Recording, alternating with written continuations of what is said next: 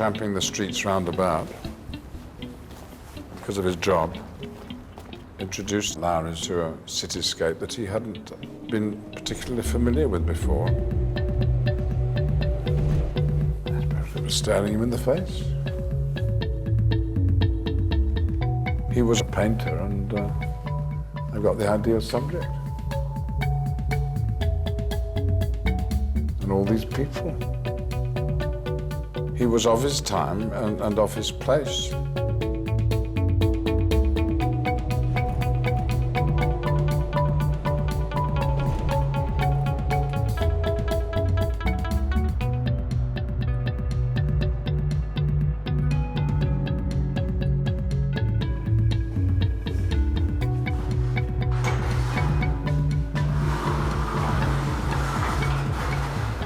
Something about Lowry. I think he's one of the major figures of 20th century English art.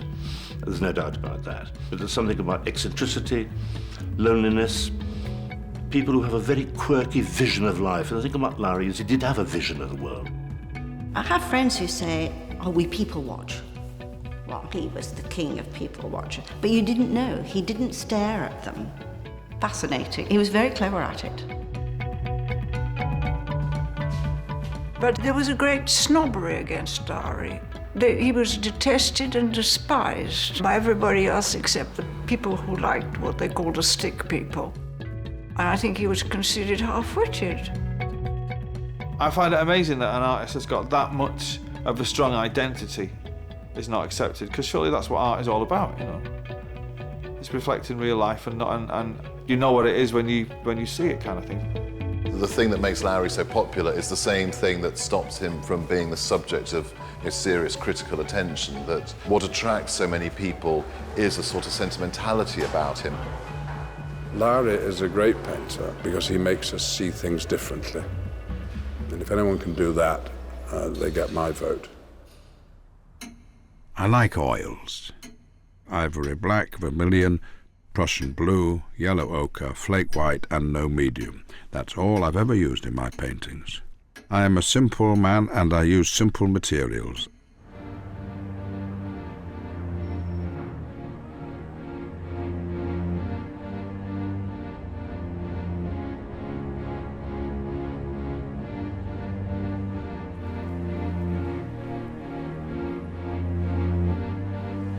Lowry is best known for his industrial mill scenes and crowds. It's not a place of great contrasts of light and shade. Manchester, and as Lowry pointed out himself, I don't think he ever painted a shadow. Not because the sun didn't shine, but they couldn't always get through.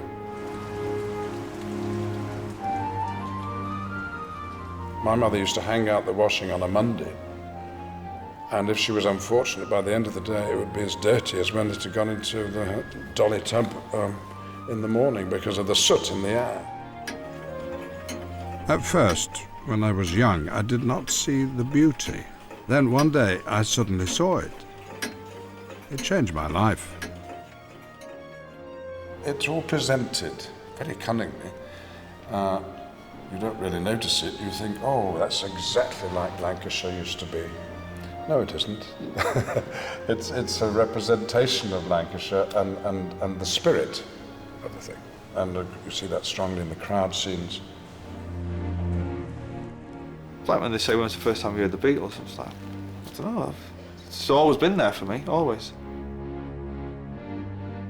I guess all the people that he ever met were all in there somehow. Even though there's thousands of people in those, not thousands, but hundreds of people in those paintings, they're all individuals in some way. There's like a solace in them, I think, you know. And you see them walking, they seem to be in their own little world.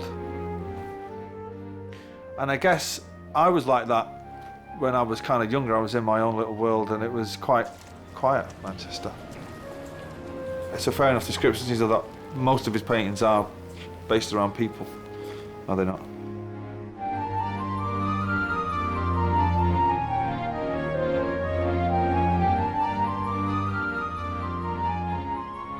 Until Samuel Beckett wrote Waiting for Godot, nobody had noticed that most of our lives are to do with waiting. And until Lowry painted these crowds, no one had noticed that that's how human beings behave. And you cannot now go out, watch a football crowd going to a play, watch people come out of a theatre or any place where they've assembled, or just going up and down a busy street without saying, oh, it's a Lowry painting. Yeah, we are all in a Lowry painting. And that's what he discovered. You don't need any other message from Lowry, but this is how human beings behave.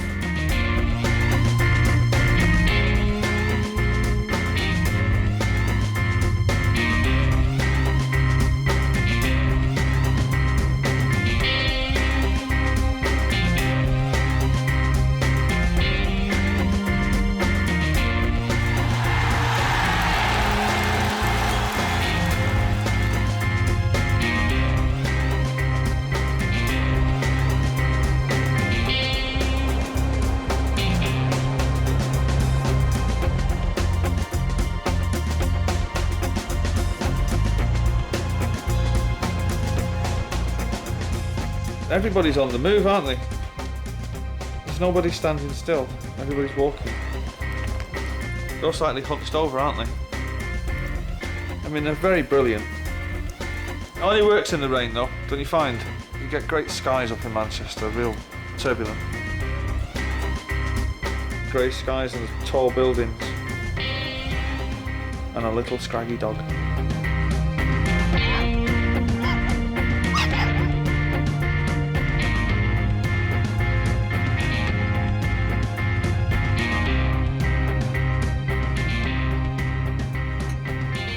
My characters, they're people you might see in a park. They're real people. All my people are lonely.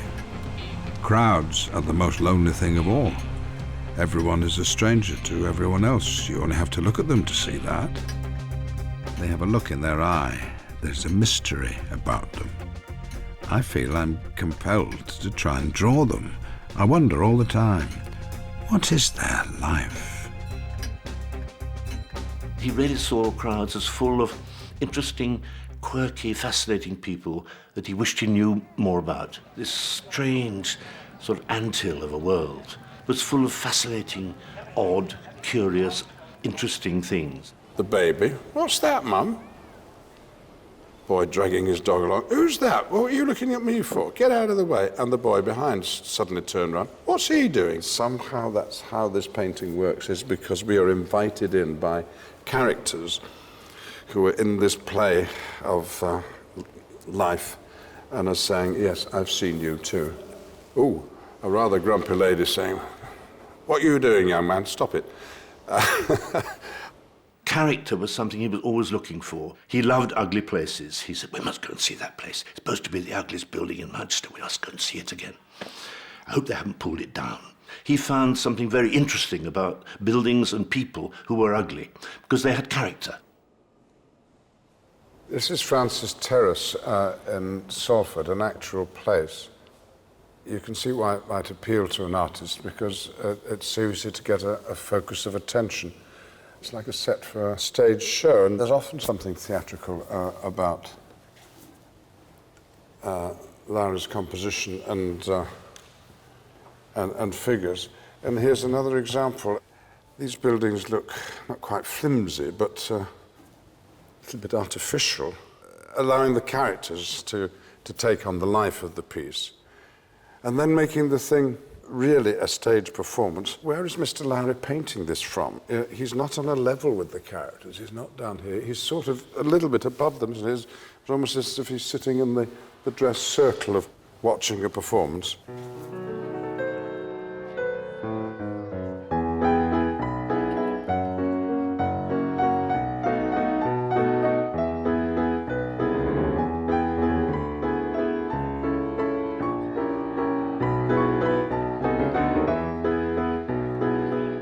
There's lots to enjoy about the funeral party, which he painted in 1953.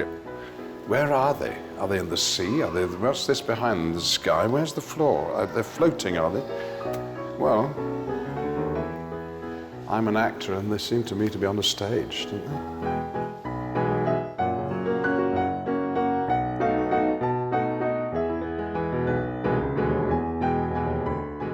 You know, pantomime is the most popular sort of theatre in this country.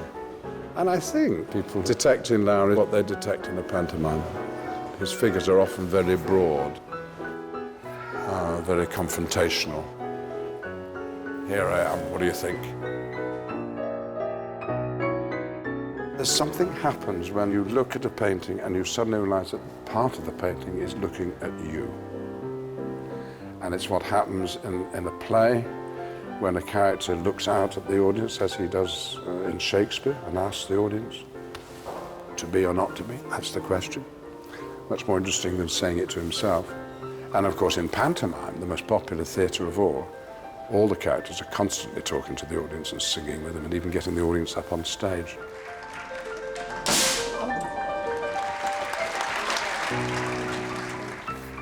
I don't quite believe this woman, do you? She looks to be just making herself look worse than she is. And this guy staring right out at us, saying, well, here I am. These are my crutches, and that's my funny face and my eyeball. I remember one evening, we were sitting overlooking the main park in Manchester, and he turned to me and he said, people think I only paint freaks, but just let's have a look. So we sat and watched, and suddenly his eyes said, look, that one's got a twitch, that one's got a humpback, that one's got a very odd face. That woman's obviously had a row with her husband. And he went through all the passers-by. He said, you see what I mean? It's life. It's the battle of life, isn't it? That was his great phrase. What he really loved was the battle of life. Where there's a quarrel, there's always a crowd. It's a great draw, a quarrel, or a body. He had a genuine fondness for these people. And he wasn't sending them up, he wasn't mocking them at all. It was his way of saying, you're interesting.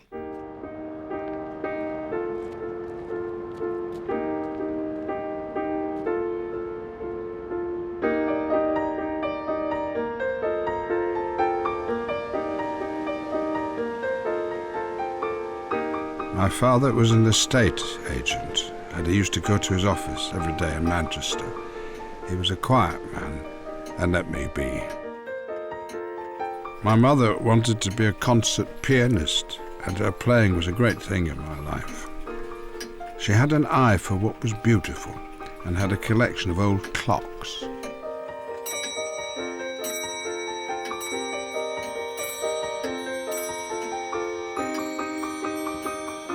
I was their only child. They really wanted a girl. His mother was aloof. She played the piano. She was a snob, and she was never, it seemed, happy with their lot. Just disgruntled, unhappy with the way they'd slightly gone down in the world in her eyes. She wanted a middle-class life. I don't think it was an incredibly happy household. At school I had few friends and I never passed any exams. It was suggested that I went in for art as I was fit for nothing else. Time went on and on until finally an aunt remembered that I'd drawn little ships when I was 8. So that was that. It was any port in a storm. I think it was a gift for Lowry. From an early age, he was interested in drawing. He painted rather formal portraits of his parents to start off with, and slowly the world opened up for him, the world that he saw every day.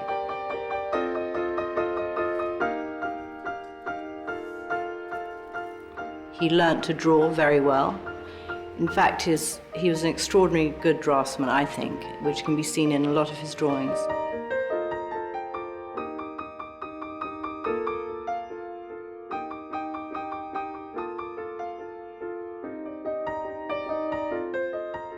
This isn't a man who came to it by chance. He worked at it. He went to evening classes for drawing for years and years and years. He felt he could never learn enough.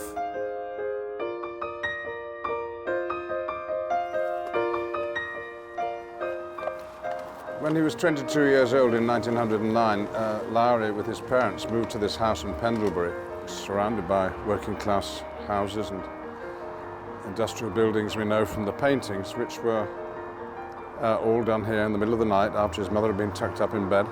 Not painted in situ, always painted from memory and imagination in this house. This is where the really famous industrial landscapes were painted. Lowry worked by day as a rent collector and painted by night. This routine went on for 40 years. You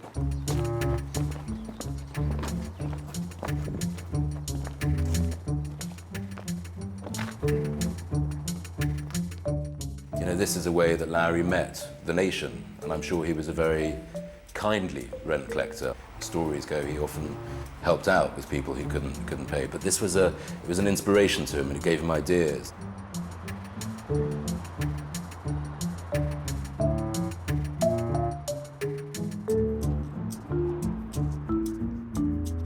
Certain pictures, I think the removal was a famous one of somebody having their furniture auctioned in their front garden in front of the neighbours. I think this is a terribly sad story, but this is what happened at that time. I think this was the 20s.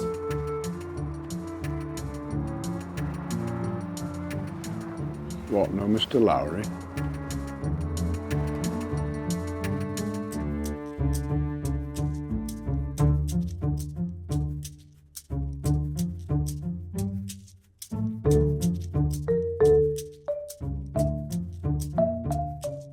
I think it's timeless because it's about human problems, his people. They have their problems with them, and humans will always have those same problems. And so I found it enriching. Can you keep that elbow as that comes in? Keep it high so that your arm has to really find its way round the elbow. Keep it high, keep it high, keep it high, keep it high. Good.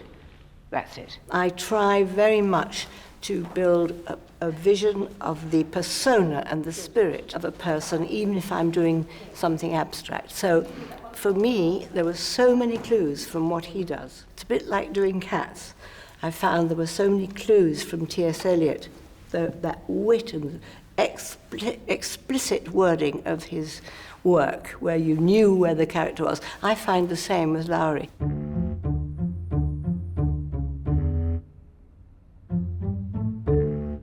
His resilience and the guts to keep going against all the odds when nothing helps you, that is in his spine.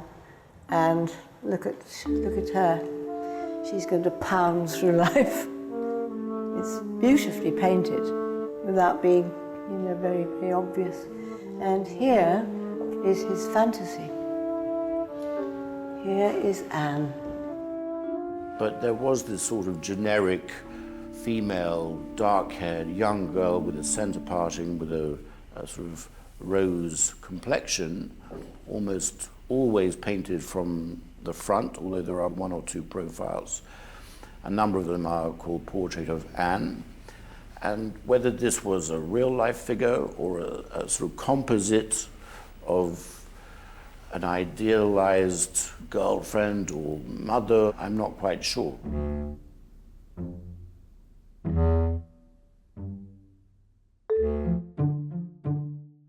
I've never been married.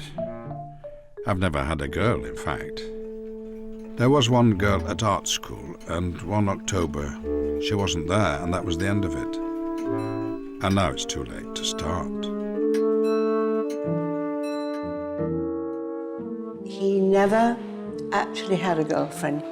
The mother held him back because the mother wouldn't tolerate him. There she is, Mother.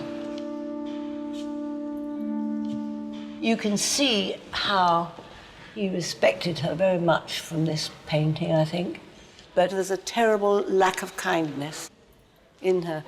With that man, there doesn't appear to have been any kindness anywhere. And she manipulated him and the father by pretending to be ill when she couldn't entirely get her way. The more she turned away from him, in a way, in a quiet way, not an aggressive way, the more he wanted her attention.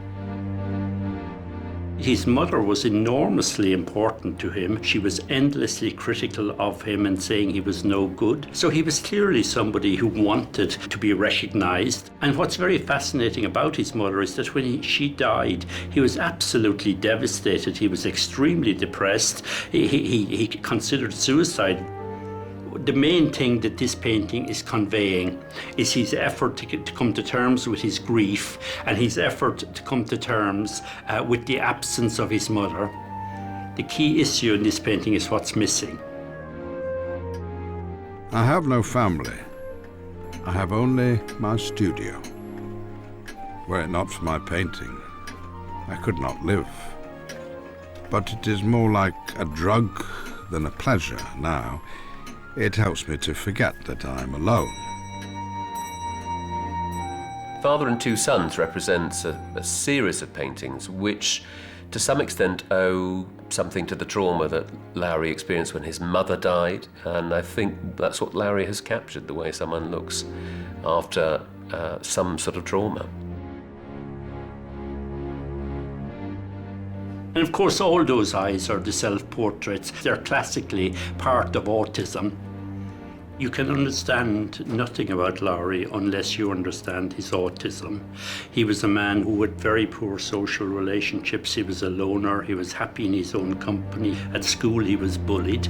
And he got this autism both from his mother and his father. So you have the same genes that give you autism, give you the creativity. So it all came from inside his head.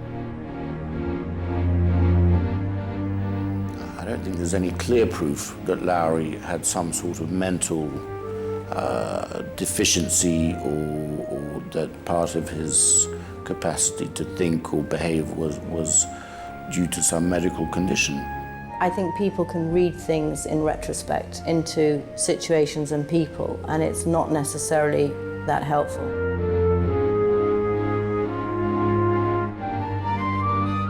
I think in the end, he identified himself in terms of his painting. I don't think anything else really mattered all that much except his relationship with one or two people. I think painting became his alter ego, if you like. It meant more to him than almost anything in his life. It's interesting to see how Lowry's career progressed, that you would have thought he would have been accepted early on. He was exhibiting in Paris for very nearly 10 years in the 1920s, but almost completely ignored in Manchester, his hometown. It seems almost bizarre that he would be doing that, but it's certainly true. People in the north, Manchester and that area, found his work tough. They didn't want to live with paintings of scenes that they could see every day of their lives. They wanted escapism. In 1939, Lowry finally made his first breakthrough in the art world. He was 52. Although it wasn't success as a young man, when it came, it was quite immediate. The dealer, Alexander Reed, saw some paintings, sent them all round to the gallery. He was quite excited. He gave me a show a few months later in 1939, and I sold about 16. The Tate bought one. So, on to the first of the Selwyn Demi collection of works by L.S. Lowry, R.A. Please start me at 140,000, please. 150, 160, thank you, sir. 170. Today, Lowry's position in the British art market, in our opinion, is probably as high as it's ever been. £420,000. Hedge fund owners, to famous architects, to actors, and I'm not sure about footballers, but we've tried. 342, well done, sir, thank you. Lot number 46, £600,000. Sold 850, thank you very much. In 2007, the world record was set for a Lowry at auction. Today's collectors are mostly men who collect them, and very often they will collect more than one. It's almost as if once you start, you can't stop. I fell in love with this one in particular straight away. It's an unusual Lowry, painted in 1961. It's not what you expect or immediately think of thousands of people. It's not that at all. But I just fell in love with it. This is a far more important picture, The Ferry at Knot's End, and I love it. It's a beautiful picture. The purchase of paintings of this price, it was a very, very reasonable price 30 years ago, were always based on a new book coming out. Because once I got the check for the advance, I never told my wife, I would always go off and buy a picture. And then the next one is in our bedroom, where this is an unusual picture, or so the experts tell me it's an unusual picture, and that is The Little Red House. I just love it. It's again an example of a picture I truly enjoy.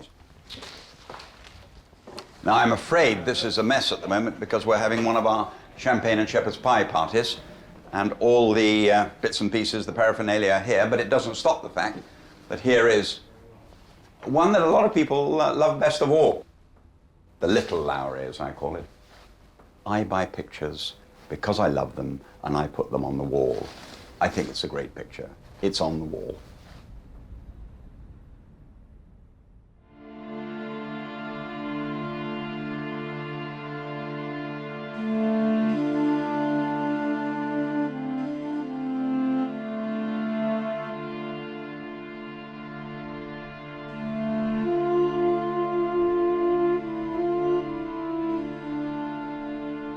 I have lived in Mottram since 1948.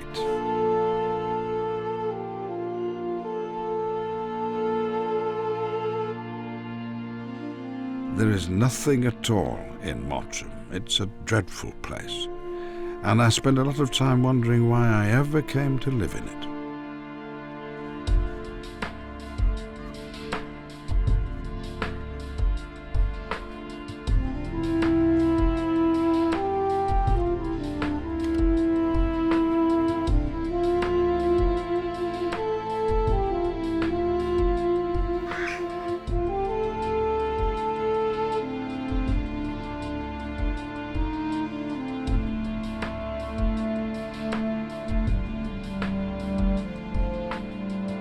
Some days I used to drop it at the front, but mainly I dropped it at the back door. 2 pints of milk every day for Mr. Lowry. Just here where we used to go in. I used to go in there and he used to be painted in there every day when I used to go in. 2 pints of milk every day because he used to drink a big glass of milk as well. Sometimes I used to pass it to him, and that's when he put his thumb in once, and the cream went all over the painting.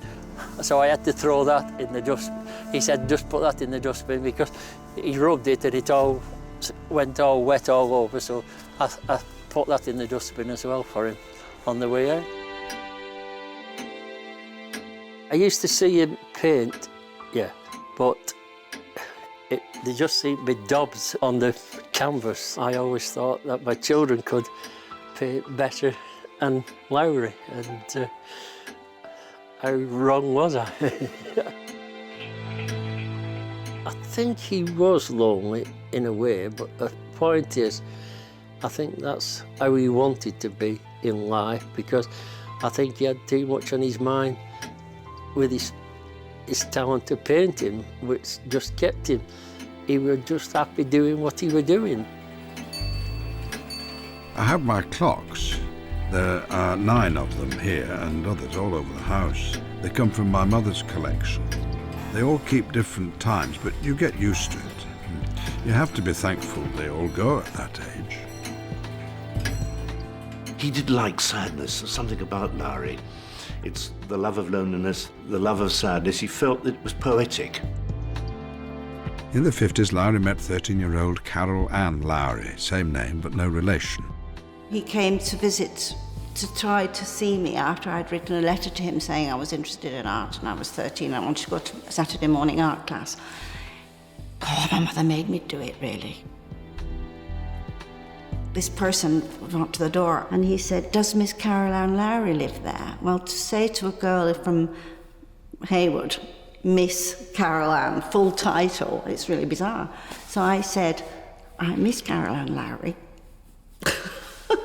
It must have been very funny to him. Of course, it was really serious to me. You know, I can imagine him. I was only 13, and Victorian looking. You know, he had one of these detached shirts and a waistcoat that had loads of buttons everywhere, and big hands. Sometimes he had white paint on his clothes, a lot of times. He was like a grandpa, like an uncle, a man who was wise and who was interesting, fascinating. It's really difficult to explain because he had many facets.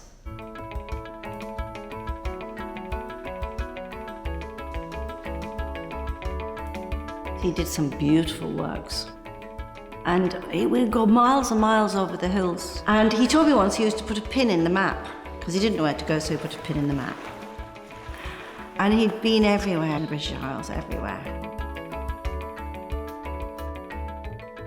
If you drive round sometimes, you know, once you see Lowry, you see them all over the British Isles. They're all over the place.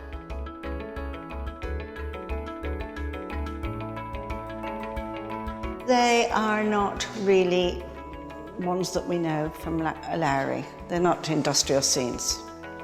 But I think everything that's in an industrial scene is in here, and vice versa. The depth is there, the distance, the weather is there, everything's there.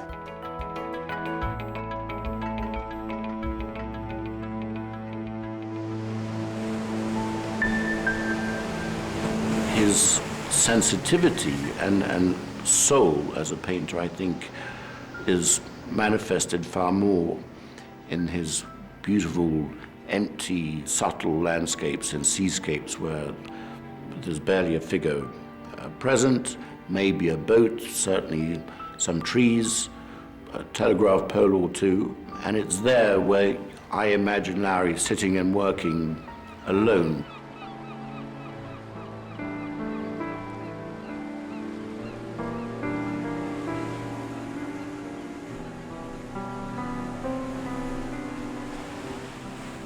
It was always the odd that fascinated him.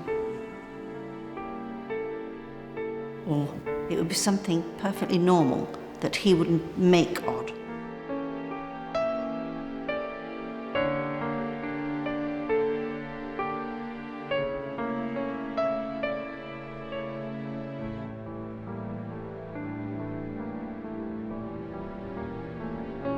I never thought they'd ever be famous, but I might have had to stop putting the milk on the front doorstep now I'm thinking about it, because they had everything locked up. I remember him leaving Mrs. Swingle's, the housekeeper, a nice big painting. I saw that in her house, and then she got robbed, and that frightened her, and she never seen it recover. It ruined her life, really, just for a Lowry painting.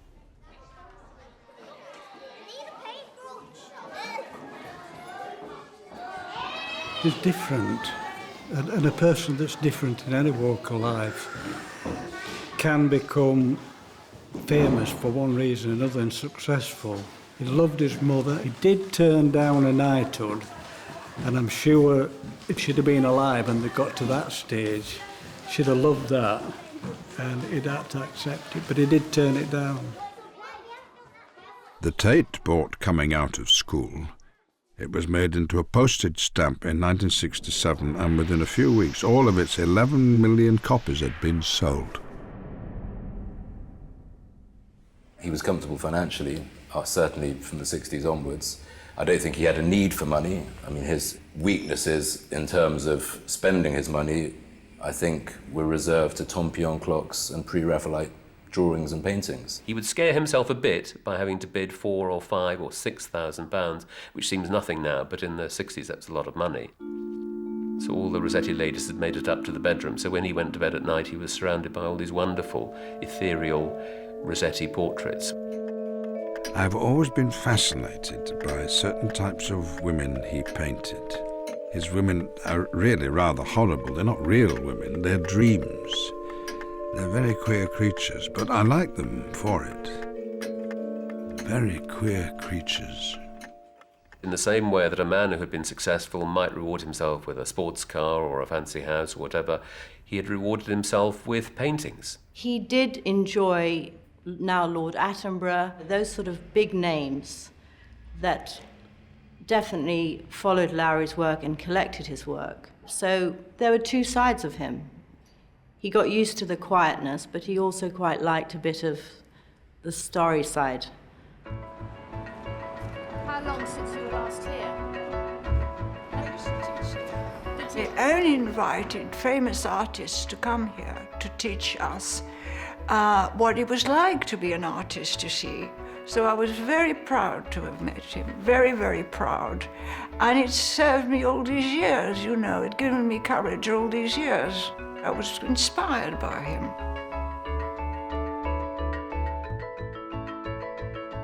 He was very tall. He had a white face, and he was very impressive. And he was like a magic figure, you know? He was like a magic figure. What I liked, I mean, also that he was his own person, and he did what he jolly well wanted. He's on his own, really. I think he's on his own. And I like that. I think I admire that, really I do. I say to young artists, no need to go to London to become a famous painter. You won't find better lampposts there.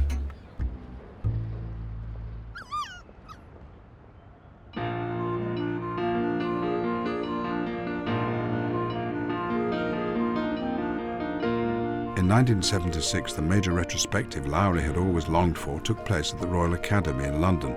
It was one of their most successful shows ever.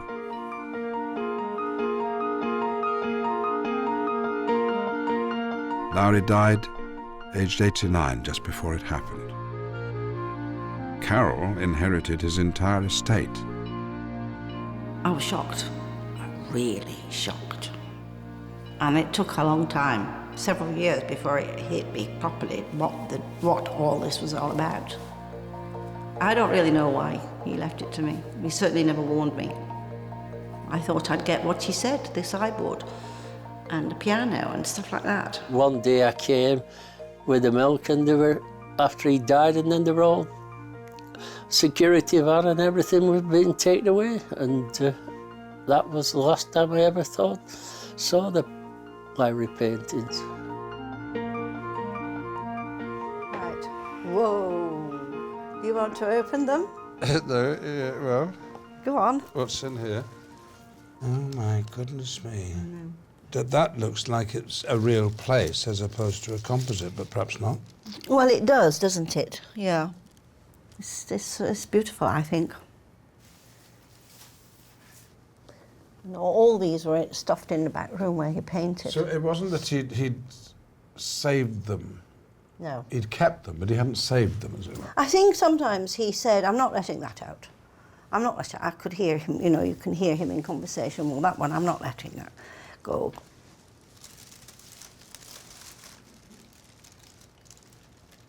Now you can open that one.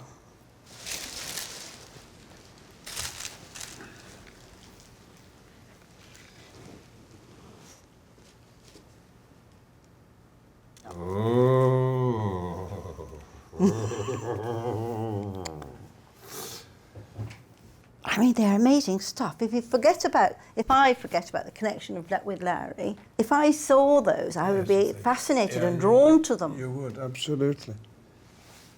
I mean, this is amazing stuff. It is amazing. Have a look at this maiden. This? Well, you're going to see more of it. It's like a costume design, isn't it?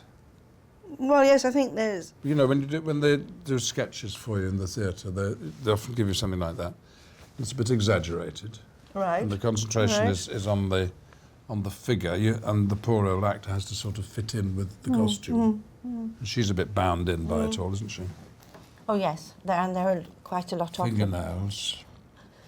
Yeah.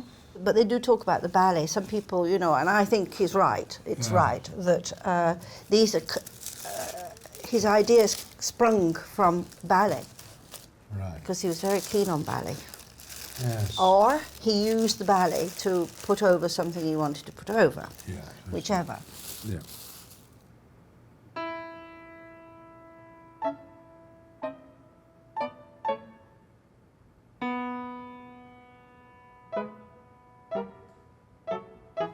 he repeatedly went to the Coppelia. I went several times with him. The music of Coppelia he had at home, different records and things.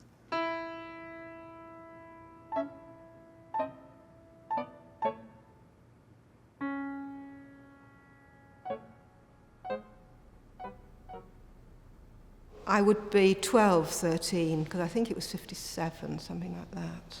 And I was doing ballet. I saw myself as sort of the next prima ballerina, you know, as you usually would do at that age. And Carol just said, you know, Uncle Lowry, as he was called, had got tickets and invited us to meet him in Manchester for the ballet. It's Dr. Coppelius who has his workshop and makes these dolls, and all these dolls and things come to life.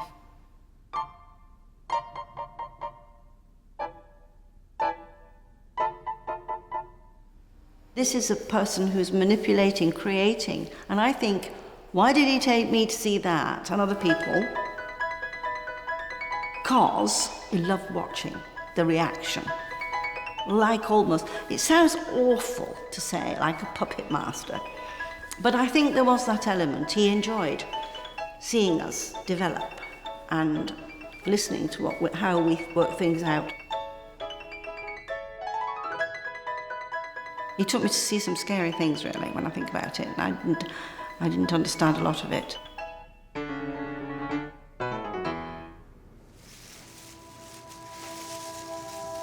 Now then, oh, hello. Oh, hello, hello, hello. Yeah, I know.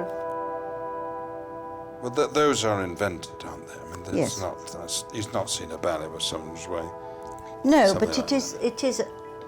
But she's got a ballet hairstyle. Yes, and images, the Swept bows, back. and like very much like Coppelia in the I traditional see, I sense. see, yes. She was very much like the puppet doll.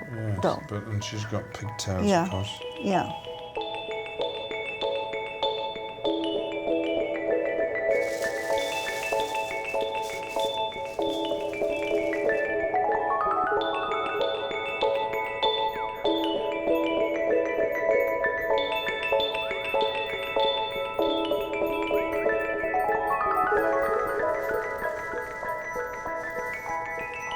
These were thought to be very shocking when they were discovered. Well, they certainly shocked me.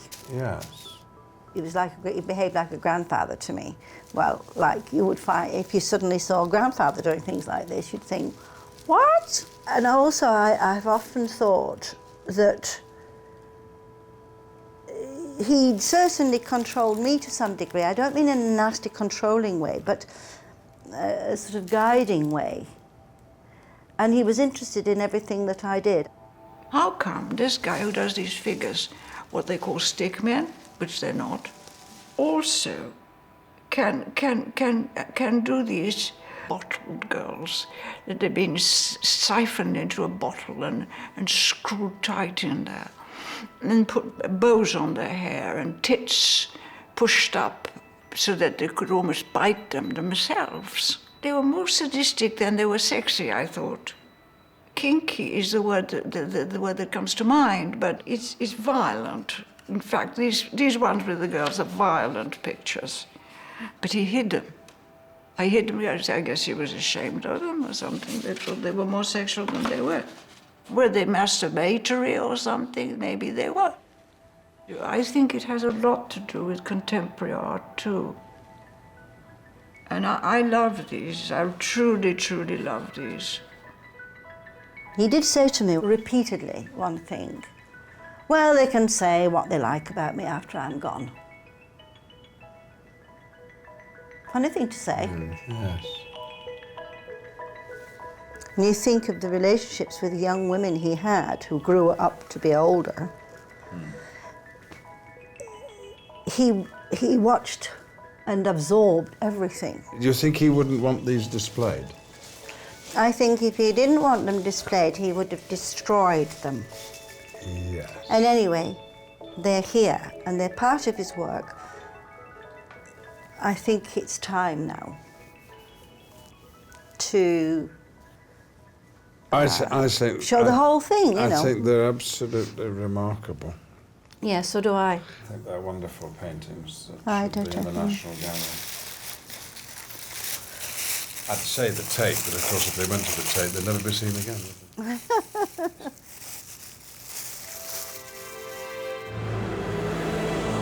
Throughout his life, Lowry was considered an outsider, loved by the public but never fully accepted by the art establishment.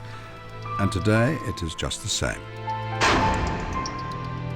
Today the Tate owns 23 works by L.S. Lowry. They are all currently in storage. It's many years since Lowry was shown there.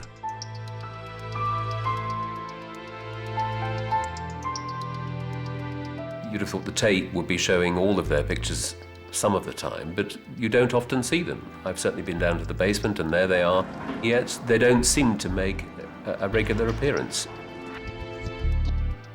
They're not considered Tate-worthy, or is it just because he was a northerner?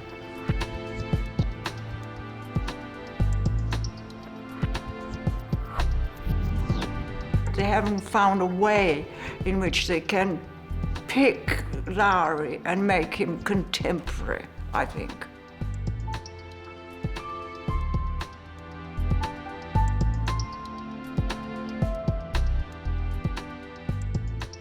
Does anybody know why, though? Why? I mean, what's the official line? Well, Lowry's an odd character. There are so many different Lowrys in a way, and I think one of the challenges for him, across his career is that he's such a singular figure that he doesn't fit comfortably in the major stories of modern British art and modern art in general. I think to some extent Lowry's a victim of his fan base, or rather the qualities that probably make him popular are the same qualities that have caused him to be less celebrated, seriously celebrated by an artistic establishment or a community of critics and historians. Oh, balls to the art establishment. If anybody makes a success in this country, the thing is to denigrate him or bring them down. People forget in '76, which was the year Lowry died, I think over 350,000 visitors went to the Royal Academy. It was a record at the time. I think the same thing would happen again. What we're going to show in the future, we don't yet know, but I mean, everything is there's a constant discussion about what will come and what will go, and that discussion is based both on what we want to bring out, which hasn't been seen for a while, what people want to see, and what works are being re-examined and rethought.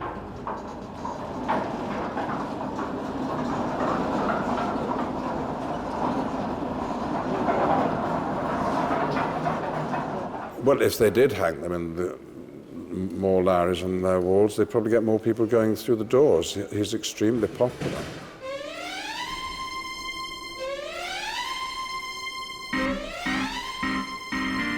The landscape in Manchester and its environs is utterly different now. But when you go out into modern Salford, the Lowry people are still there. And then as you pass the shop window, you have to say, oh, I'm a Lowry character too.